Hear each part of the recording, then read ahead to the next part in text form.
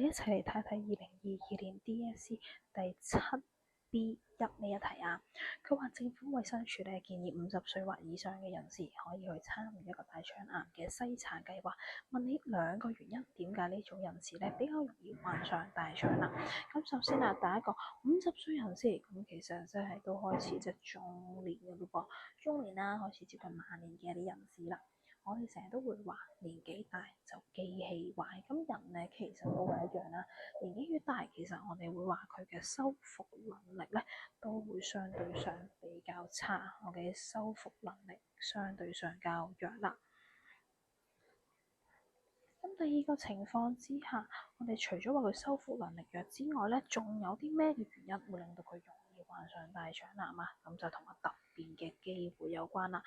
突變我哋唔係接觸咗一次嘅致癌物咧，咁我哋就會即刻患上大腸癌㗎。我呢個突變我都需要長時間咁樣去累積，不停接觸到呢一啲嘅致癌物咧，我哋先會容易患上呢種嘅癌症。咁我哋話年紀大啲嘅人士，除咗修復能力弱少少之外啦，我哋接觸到呢一啲嘅致癌物嘅機會咧，亦都更加多。我哋會有更加長嘅時間去累積得到啦。所以咧，我哋會話佢嘅突變機會咧，相對上嚟講更加高，因為有長時間有個累積嘅情況。